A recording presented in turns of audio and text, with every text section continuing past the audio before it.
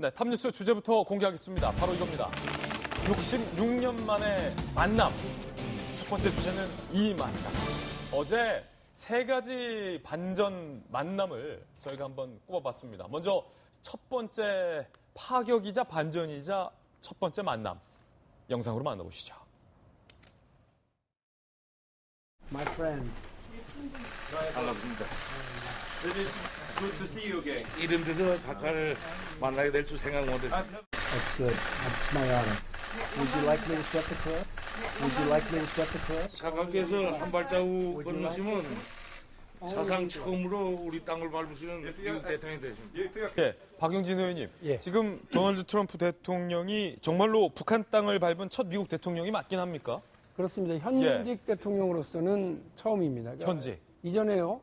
기억하시겠습니다만 그 1차 핵 위기 때 지미 카터 대통령이 평양을 방문을 했었으니까 전직으로 가면 첫 번째는 지미 카터 대통령이고요. 그 다음에 클린턴 대통령이 또 인질이라기보다는 뭐 하여간 체포돼 있었던 미국 예. 시민들 데리러 가서 그때도 근데 역시 전직입니다. 전직 해임 신분으로 이후였고요. 갔었다. 현직 대통령으로서는 처음인데 왜 갑자기 트윗을 올렸냐에 대한 이제 분석이 되게 재밌어요. 예. 사실 지금 미국에서는 민주당이 이제 시작한 그 재선, 그러니까 대통령 선거에 대한 어떤 경선 과정이 시작이 됐습니다. 미국은 벌써 지금 재선이에요. 예. 그래서 트럼프 대통령은 재선할 거냐 말 거냐인데 트럼프 대통령도 이미 내가 출마한다라고 재선 출마 이벤트도 했고요.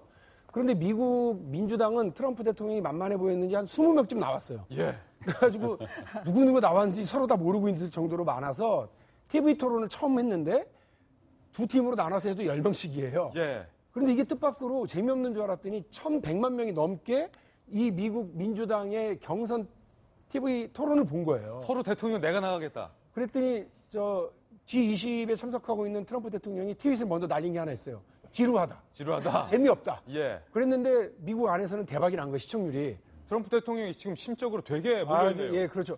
그래서 그 다음에 갑자기 던진 트윗이 한번 볼까? 이 얘기예요. 김정은에게. 예. 그리고 나서 만났는데 대박 터뜨린 거죠, 사실. 그렇죠. 그래서 지금 미국에서는 이 트럼프 대통령의 국내용 이벤트 아니냐라고 하는 걸 이런 얘기가 있고 그게 맞다라고 하는 얘기가 되게 많은데 감히 그 얘기를 못 하는 거예요. 예. 워낙 역사적인 장면이 만들어져 버렸으니까요. 그래서 저는 트럼프 대통령이 지금 상당히 뜻밖으로 여러 의전, 그다음에 외교적 절차 이런 거 다 무시하고 했는데 본인에게도 대박. 그리고 지난번 하노이 노딜 이후에 무려 30몇 시간을 기차를 타고 다시 집으로 돌아가면서 측근들 몇 명 날릴 정도로 화가 나 있었던, 그리고 체면 다 깎인 김정은 위원장으로서는 그 체면을 다시 세울 수 있는, 그러면서 대화에 복귀할 수 있는 어떤 계기의 마련, 이 두 가지가 다 마련된 거죠. 어쨌든 북한과 미국 사이에 뭔가 변화의 모멘텀, 동기가 충분히 만들어졌다. 그런 면에서는 아주 대단한 어떤 이벤트를 만들어냈다. 예. 그러니까 이번 이벤트도 놀랍지만 이것이 만들어낼 이후 과정도 한번 지켜볼 필요가 있다. 이와 관련된 두 번째 주제를 소개하겠습니다. 바로 이겁니다. 백악관행 티켓. 트럼프 대통령이 김정은 위원장에게 백악관에 오라 라고 말로서는 티켓을 건넸는데 진짜 비행기 티켓까지 건널지는 좀 두고 봐야 될 것 같습니다. 이야기 들어보시죠. Oh, sorry. I would invite him right now. To the White House. 언제든 백악관으로 오라라는 트럼프 대통령의 제안에 대해서 북한 김정은 위원장은 이렇게 말했습니다. 평양을 방문하면 세계사의 중요한 흐름에 서게 될 것이다 라고 얘기를 했습니다. 박용진 의원님, 네. 두 가지 경우죠?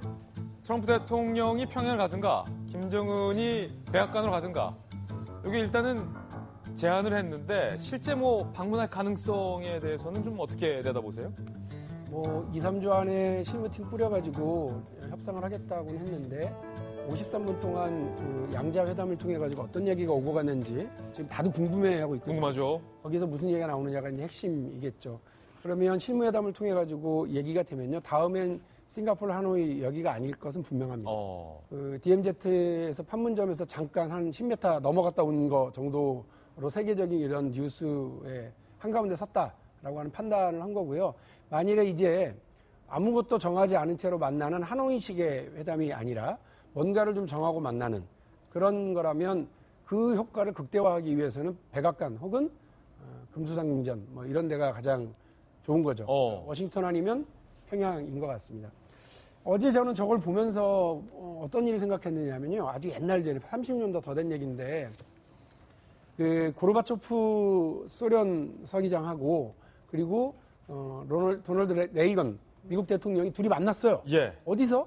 미국이랑 소련이 아니라 뭐 중립 정도라 될 수 있는 아이슬란드의 레이카비크 그 수도에서 만났습니다. 그러니까 남의 나라 수도에 가서 만난 거예요.